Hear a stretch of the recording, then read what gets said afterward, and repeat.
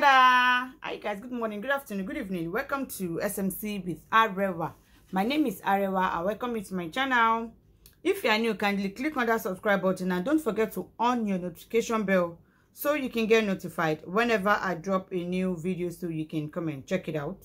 Also, this is a Yoruba and English channel, so thank you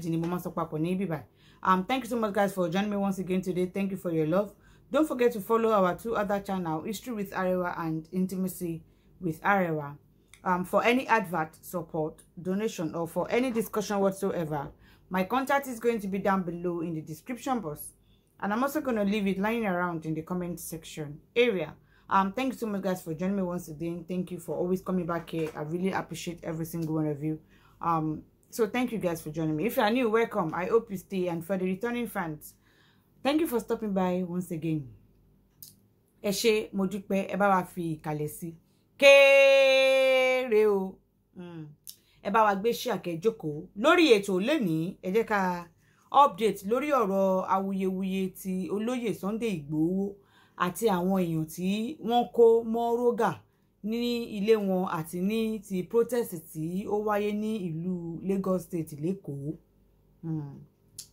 So they said they've organized some set of lawyers that went to Abuja for the DSS in respect of the 13 people that were arrested in Sunday Igboho's house. And then the lawyer came back and said the DSS refused the lawyers to see them. That they said, the DSS said, order from above. We don't understand. Even a prominent SAN lawyer, senior advocate, Femi Falana, made comments concerning the DSS going in the middle of the night near Ori Ogonjo to go and ransack Sunday Igboho's residence. Said it is a very, very bad thing that the government have done. That is no way how to do it. They won't wrong gidi gone in this age and time. Ipe kò yẹ kó rí bẹ́ẹ̀. Èmi wá wò gbogbo ọ̀rọ̀ yìí ni wípé o. Although before me I say that one. Again, Olayomi Koiki said there is a rally/protest that's going to take place tomorrow in Ibadan, in Soka. I think Sunday Igboho's resident or from Soka area. That all agitators should assemble and meet up there. That they want to conduct a rally/protest. If you don't want protest, but they are protesting for the release of the 13 detained that the DSS detained, that they want to do rally. So all you agitators, pack your bag and baggages and meet up in Ibadan, in Soka area. Ìyẹn ni announcement tí Olayomi Koiki tí ó give kalẹ̀. Ibi tó ń fẹ́ lọ ní protest yẹn kò sọ, but ó ní kí gbogbo ẹ̀yin agitators kẹ́ parapọ̀ kí ẹ pàdé ní Soka ní Ìbàdàn ní ọ̀la pé ẹ fẹ́ ṣe ìwọ́de lórí àwọn tí wọ́n kó ní ilé olóyè Sunday Igboho, pé àwọn lọ́yà tí tán lọ wọ́n ní pé wọ́n jẹ́ kí wọ́n rí wọn pa àwọn DSS ní order from above. Èmi wá ń rò ní ọkàn mi wípé nígbà tán wá ní order from above yìí, ẹ jọ̀ọ́ lọ́yà wo gan ni wọ́n fẹ́ gbà ní Nàìjíríà yàsẹ̀wò, because ta ló tún ní lọ́yà? Ta ló ní high court? Ta ló tún ní àwọn lọ́yà, àwọn stand lawyer? Ta ló dá àwọn professor? Ṣé ó ń ṣe ìjọba yìí náà ni? Èmi wá rò lọ́kàn mi wípé àbí ta làwọn prominent stand lawyers tó wà nílùú Nàìjíríà tí Fẹ́mi Falana lèmi mọ̀ ni mo mọ̀ o. Even Fẹ́mi Falana spoke about when some judges were arrested in the middle of the night. Even he himself, he said he has been arrested before. Mo wá rò wípé stand lawyer wo ló tún wà Nàìjíríà tí olóyè fẹ́ gbà. Àbí ṣé kò possible kí wọ́n gba lawyer láti abroad wá ni? Èmi kò tún rò yẹn ni o. Torí mo rò pé ta ló tún nu stand lawyer, ta ló ní high court, ta ló ní magistrate. Ṣé ó ń ṣe ìjọba yìí náà ni? Ìpè bóyá kan kúkú gba lawyer tó wá láti outside of Nigeria bóyá èèyàn ti gbọ́n jìnnìjìnnì bọn ìjọba torí kò yé èmi lèmi kò ròyìn o èmi lèmi kò ròyìn o ṣùgbọ́n ó yẹ kí wọ́n lè ní àwọn lọ́ọ̀yà bí àwọn láyọ̀ ńláńláńláńlá àwọn májísírèètì ńláńlá yẹn tó yẹ pé wọ́n máa pọ̀ mí ò mọ̀ bí wọ́n wà nínú àwọn tó ń ṣe Yorùbá nation yẹn o ó yẹ kí wọ́n ti dìde sórí ọ̀rọ̀ yìí o torí kò order from above yìí kò yé wa àbí kẹ̀dẹ̀ import lọ́ọ̀yà wá láti òkè òkun wá ni ìyẹn máa tún ṣe kinní díẹ̀ èmi kò ròyìn lọ́kàn tèmi ni. Now lórí tàwọn tí wọ́n detain ní Èkó 50 people that was arrested in the protest in Lagos State wọn ò mà tí ì fi wọ́n sílẹ̀ wọn ò mà tí ì fi wọ́n sílẹ̀ o torí ìyẹn ò yé wa o kán má gbàgbé àwọn yẹn náà sí kán má gbàgbé wọn síbẹ̀ o tí wọ́n ṣe ń rin tàwọn tó wà ní DSS náà kán máa rin tàwọn tó wà ní 50 people tán tó wà arrest lẹ́kọ̀ọ́ iná kán tún máa rin àwọn ìyẹn náà mọ́ o torí ìyẹn kò yé wa o kódà a tún rí gbọ́ pé gbogbo àwọn tí wọ́n kó àwọn protesters lẹ́kọ̀ọ́ àtàwọn tó lọ sí ilé olóyè pé ohun kan jáde pé wọ́n ní wọ́n ti ṣe nǹkan kan sí pé gbogbo àwọn ọlọ́pàá tó ṣiṣẹ́ yẹn àtàwọn sójà àtàwọn DSS pé ọwọ́ wọn á bẹ̀rẹ̀ sí ní máa wú before 7 days ipe kí oníṣègùn kankan má ṣe ẹ̀rù ẹ̀ fún wọn ìyẹn àmọ́ how true or how genuine it is ṣùgbọ́n náà ká ṣe máa wo gbogbo ẹ̀ kó máa play out lọ ká máa wo bó ṣe máa jẹ́ bó ṣe máa rí but àwọn tó wà lẹ́kọ̀ọ́ kán jọ kán má gbàgbé wọn síbẹ̀ o tó bá jẹ́ pé lọ́ọ̀yà níwọ tó ń gbọ́ mi tó lè ṣèrànlọ́wọ́ lórí àwọn tí wọ́n kó sínú ọgbà ẹ̀wọ̀n ní Èkó ó yẹ kó lè dìde ìrànlọ́wọ́ yìí o tàwọn tó wà l'Àbújá náà ẹ̀yin tẹ́ bá tún ní ọ̀nà tán lè gbégbà kán máa fi import lọ́ọ̀yà wálé ẹ tún gbégbèsè yẹn náà torí mo rò pé ta ló tún nu sáà ní Nàìjíríà àtàwọn magistrate àti judge tó fẹ́ judge kéèsì ọ̀hún ṣebí gọ́ọ̀mẹ̀ntì náà ló ní gbogbo wọn náà òun lèmi kọ́ ṣòro pé bá kán tún import àwọn èèyàn wọlé tún ni bóyá àyàn tún make sense bẹ́ẹ̀ náà bọ̀ wọ́n náà àwọn bàbá wa kan náà ti dìde sí orí ọ̀rọ̀ yẹn kò ṣe gbogbo ẹ̀ náà lọ́kọ́ ló máa jàǹbùlà sí ìta ìyẹn lọ bẹ́ẹ̀ o. lórí ti fídíò Lady K that I showcased yesterday it seems bóyá ẹ máa ń gbàgbé pé amẹ̀bọ ni èmi pé olófòfò ni mí bóyá ìgbàgbé ó máa ń ṣe àwọn kan nù wa tùbìkọ́ lórí ètò ń bí everybody ti mọ̀ pé amẹ̀bọ làwa gbogbo ètò wà lórí social media làwa máa gbé wá bí amẹ̀bọ ni àwa neutral gédégbé làwa tó bá ti jẹ́ ọ̀rọ̀ tó wà lórí social media tí amẹ̀bọ dẹ̀ wà nú àwa gbé wá bí àwa ò bẹ́ anybody jà ń tiwa àwa ò ṣọ̀tẹ̀fẹ́ anybody fídíò ohun tẹ̀dẹ̀ ń sọ yìí it is not an old video. Lady K made that video that day, that same day that incident happened. She made that video in the afternoon. That's 5 days now. Yeah, 5 days now. She made that video that same day. So it is not an old video. Ni mo lọ gbé wá rárá. She made that video on that same day. Èmi kọ́ ni mo ń sọ̀rọ̀ ní video náà now. Àbí mi ni mo ń jẹ́ Lady K ni. Ó wà lórí page Lady K now. So èmi kọ́ ni mo lọ gbé fídíò jáde ìjọ yẹn gangan tí ìṣẹ̀lẹ̀ ń ṣẹlẹ̀ ní Lady K ṣe fídíò yẹn so it is not an old video at all amẹ̀bọ̀dẹ̀ là wá ìyẹn lọ bẹ́ẹ̀ o ẹ má take it personal o torí àwọn take nǹkan personal ń bí o àwọn òun fi sentiment sí nǹkan àwa máa ṣe amẹ̀bọ̀ máa mú sense tá fẹ́ múnú ẹ̀ ni àwọn òbẹ́ anybody jà ń bí. wọ́n wá ní wípé àwọn agitators kan ní pé kán máa dá owó fún àwọn family tí wọ́n ṣòfò ọmọ ní èèyàn méjì tó kú yẹn pé wọ́n ní kán máa dá owó bì kan èmi wá rò pé ṣé gbogbo owó tó wà ní tán ti dá sílẹ̀ tó wà lórí Nigeria fund ṣé wọ́n lè yọ́nú ẹ̀ ni mo kàn tún rò yẹn ni pé ṣé wọ́n tún lè yọ́nú yẹn rárá ni àbí báwo náà ti fẹ́ ṣe ọ̀rọ̀ tó wà ńlẹ̀ àárín ìyẹn kò yé wa ṣùgbọ́n lórí ti lọ́ọ̀yà import lọ́ọ̀yà wọlé o ìyẹn làmọ̀ràn tèmi tún fẹ́ gbà wá o torí àwọn sáǹsì lọ́ọ̀yà tó wà Nàìjíríà ìjọba iná òun náà ló tún ní wọ́n o mi ò mọ àwọn prominent lawyers tó wà Nàìjíríà yàtọ̀ sí Fẹ́mi Fálànà o mi ò túmọ̀ bí another one tún wà o tí ò ń lùsì kéèsì o tó máa ń bàjọba ṣẹjọ́ dáadáa tó dẹ̀ máa ń wí níjọba bóyá ìyẹn ni kí wọ́n gbà ìyẹn ni kán gbà ṣùgbọ́n àwọn tó ń dìtẹ́ẹ̀nì sékòó ẹ má gbàgbé wọn náà síbẹ̀ ṣàdédé la wá tún rí fídíò kan tí àwọn reformed OPC tí wọ́n ṣe lórí ọ̀rọ̀ ìṣẹ̀lẹ̀ tí ó ṣẹlẹ̀ yìí máa play yẹn kẹ́ ẹ gbọ́ ìyẹn lọ bẹ́ẹ̀ lábá tún wá rí another video tí pásítọ̀ kan báyìí náà tó tún ń sọ̀rọ̀ nípa Professor Banky Akintoye lórí ọ̀rọ̀ Yorùbá Nation yìí náà. Ìyẹn pásítọ̀ kan tún jáde ló tún ṣe fídíò lórí ó ń direct ẹ̀ sí ìyẹn bàbá Banji Akintoye pé báwo ni ẹni ẹ ṣe sọ, ó ní forget it or risk disgrace. Ìyẹn pásítọ̀ yẹn sọ fún bàbá Akintoye pé forget it, forget Yorùbá Nation or risk being disgraced. Ẹgbọ́n nǹkan tí pásítọ̀ yẹn sọ àti nǹkan táwọn OPC reformed tí wọ́n sọ. Why the Oyo State Governor GSM said he's not aware. Can you believe that? The governor is not even aware about that operation of DSS.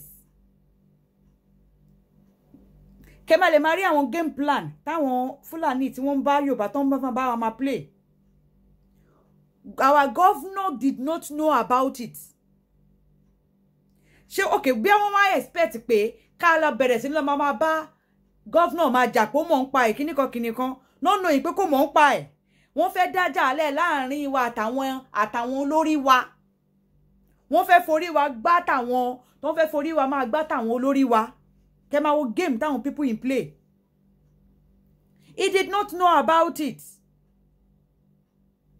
which was part of the meeting that the old Southwest governors made concerning it. Báwo lẹ ṣe fẹ́ wá ṣe operation bẹ́ẹ̀ yẹn tí olórí chief security ìlú yẹn tí ẹ̀ ní sọ fún. Kẹ́ bá lè máa wo ọgbọ́n táwọn people in play o, àwọn Fúlàní. Kẹ́ wo ibi tí wọ́n ti gbé brain wọn wá. Káwa wá gbọ́ yẹn, ká wá bẹ̀rẹ̀ sí lọ máa bá governor jà. Wọ́n fẹ́ forí wa gbára wa. A lè bá governor wọn jà, a lè bá àwọn olórí wa jà. A máa bára wa sọ̀rọ̀ ńlé wa ni. Ẹ lè tú wa ká. Ọgbọ́n làwọn people yìí ń lò fún wa.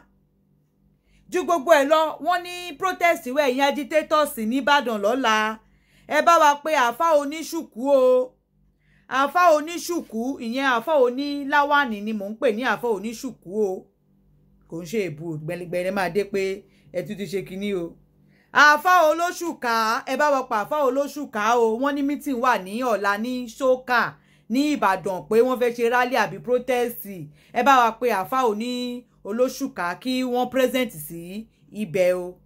Ẹ wo fídíò tí mò ń sọ yẹn sẹ́. Ẹ kọ́kọ́ wo ti pásítọ̀ kan tó ń sọ̀rọ̀ sí Professor ìyẹn Banji Akintoye yín ò tiẹ̀ yé mi. Ẹ wá gbé kan táwọn rìn náà OPC tún wá sọ. Ẹ wo fídíò yẹn. Kò ní expect ẹ. Ó wà náà àwọn tó ń fáńkì dúdú ní lójú. Wọ́n máa yẹ̀yẹ́ ẹgbẹ̀yìn ni. Sọ̀rọ̀ tó máa gbà yọ sí. Kò tí ì tó àkókò. Tó bá tó àkókò máa sọ nípa tiẹ̀. Tọ́lọ́run gbogbo bí mo ṣe máa ń sọ̀rọ̀ ilé ìtọ́lọ́run bá ní kí n sọ jáde ni. Ọ̀nà tó máa gbà yọ sí ti wà. Tó bá tó àkókò máa sọ ọ̀nà tiẹ̀. Ìyẹn ọ̀jọ̀gbọ́n Banji. Bẹ́ẹ̀ ni tọ́lọ́run bá ní kí n sọ. Èyí tí mo ṣàyẹ̀dé sọ̀rọ̀ Ọlọ́run lè sọ gbogbo nǹkan fún mi. Ilé ìtọ́ bá fún mi ní instruction láti gbé jáde èmi máa gbé jáde. So bí ó ṣe dé nìyẹn. Kò sáṣeyọrí kan tó máa ṣe. Gbogbo àwọn Amẹ́ríkà gbogbo àwọn tó sọ wọ́n gbẹ́kẹ̀lé rí bẹ́ẹ̀. Amẹ́ríkà máa tọ̀ yín ni.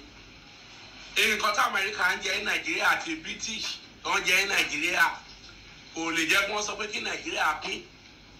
Nàìjíríà ní gbogbo Áfíríkà mi lè máa pín.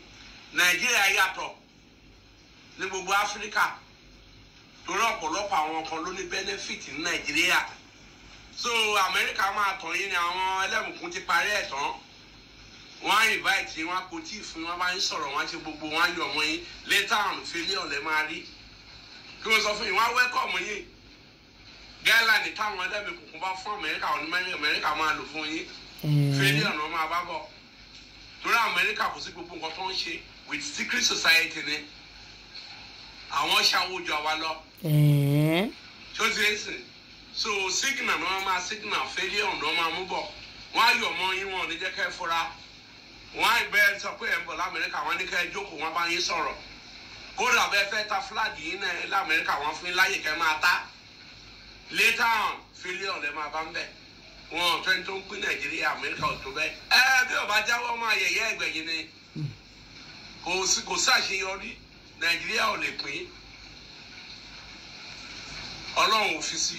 ìdí tí Ọlọ́run fi sọ pé ká lọ ja ogun fún 20 ọdún tá fi lọ sínú igbó lọ ja ogun fún 20 ọdún kò sí bí Nàìjíríà ṣe máa pín tí ogun ò ní ṣẹlẹ̀ tẹ́jẹ̀ ò ní ṣẹlẹ̀ so ìdí ẹ̀ Nàìjíríà ò lè pín kẹ́jẹ̀ má ṣẹlẹ̀ náà òun Ọlọ́run sọ pé ká lọ ja ogun gbà yẹn tá lọ fi bá àwọn ẹlẹ́mùkún àgbáyé fi bá wa ja ogun pé kó má pín Nàìjíríà wọ́n má dẹ̀ mẹ̀jẹ̀ 50 million tó fẹ́ mú lórílẹ̀‐èdè yìí so kò sẹ́ni tó fẹ́ ìtàjẹ̀ sílẹ̀ gbogbo àwọn mọ́sọ̀fọ̀ àwọn ọba tó ń ṣe gbogbo tó ń tẹ̀lé gbogbo wọn wọ̀nyí lọ́nà ń pa kò sí tàṣánú ló support pé kí Nàìjíríà kò pín fíù ni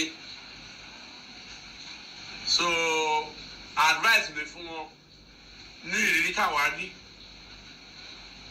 ni kí wọ́n lọ jáwọ́ bọ́ọ̀ bá jáwọ́ ẹ̀tẹ́ àbùkù ló máa gbẹ̀yìn ẹ̀ mo ti sọ kọjá mo ní orí Gani Adams náà ti fún máa fọ́ àgbọn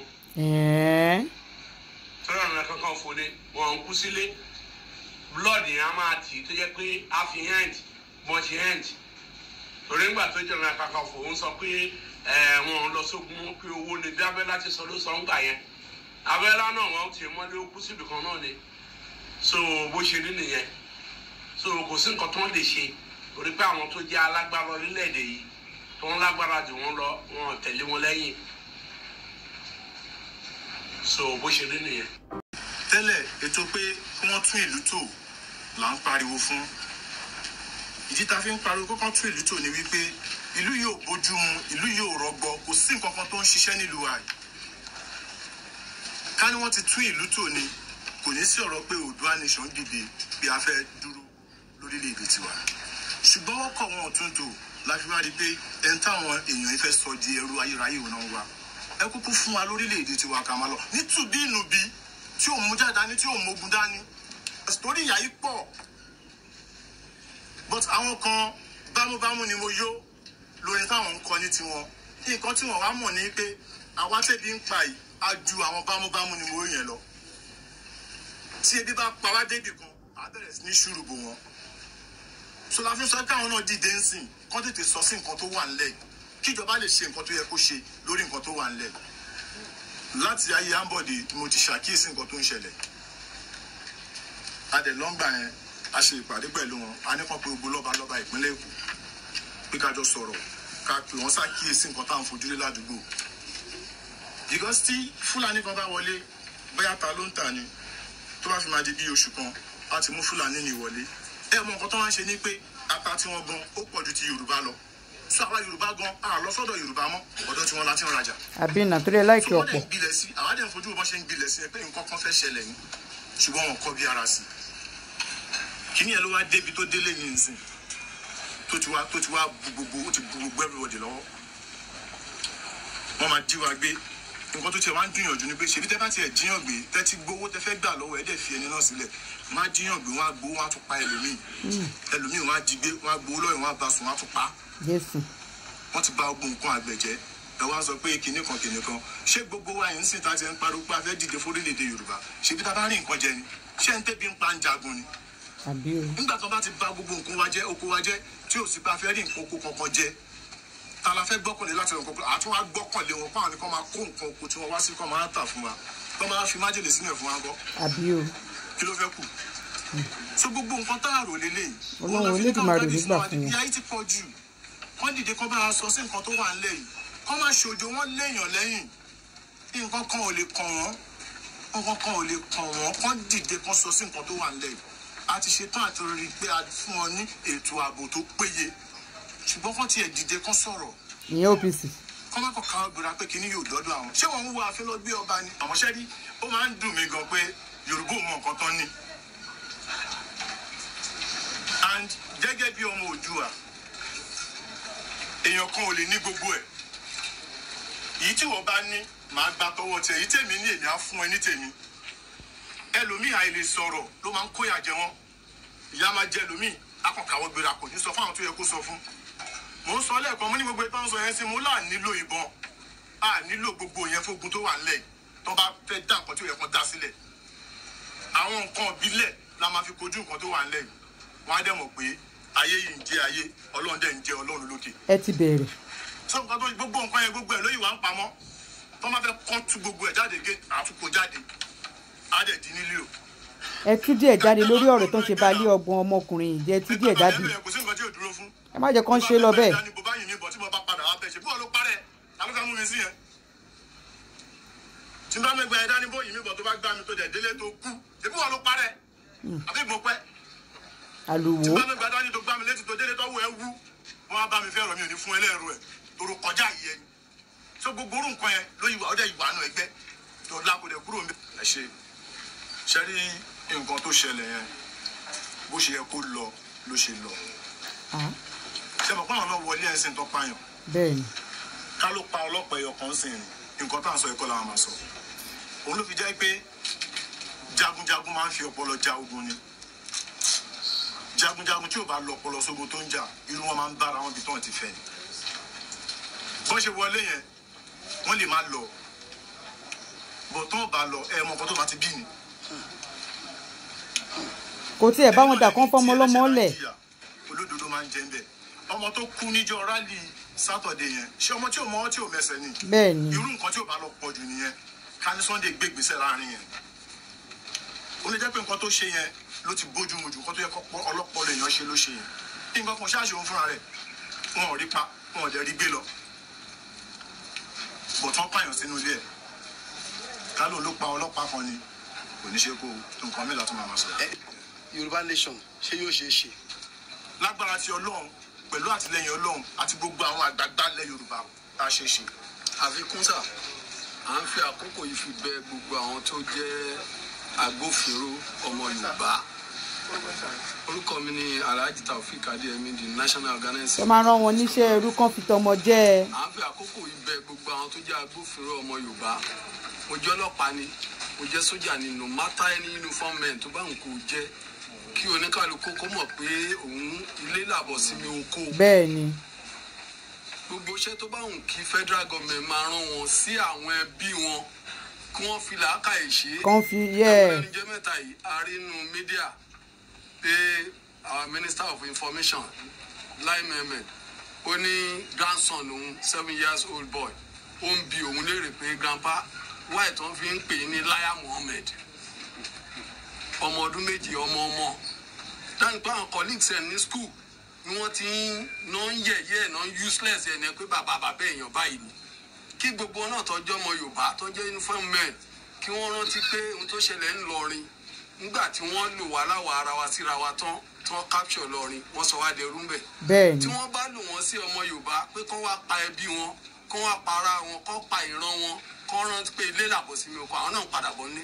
sọ tó bá sì ti parun wọn tán gbọ́dọ̀ àwọn náà fẹ́ fojú sí wọn lè pera wọn Fúlàní wọn lè pera wọn Ìgbò wọn lè pera wọn Láwùsá so àwọn fẹ́ àsìkò yìí appeal fún wọn pé anything tó bá ti concern ọmọ Yorùbá tó ń jà fún ẹ̀tọ́ tiwọn àti family wọn àti ìran wọn káwọn náà bá fi làákàyè ṣe kọ́kọ́ máa mú kọ́ máa ṣe oríṣiríṣi onílàákàyè wà láàrin wọn èèyàn dáadáa wà láàrin wọn but among of them èèyàn burúkú pọ̀ láàrin wọn. ọ̀rọ̀ tá a máa ń gbọ́ ni pé wọ́n ní tókè ọba lọ́ba Muhammadu alọ́bókè ẹ̀yin gẹ́gẹ́ bí ajàngbara lẹ̀ Yorùbá àwọn tẹ́ ẹ dárúkọ ǹjẹ́ ti ẹ̀ reach out sí wọn ṣé ẹ̀ ń kàn sí wọn.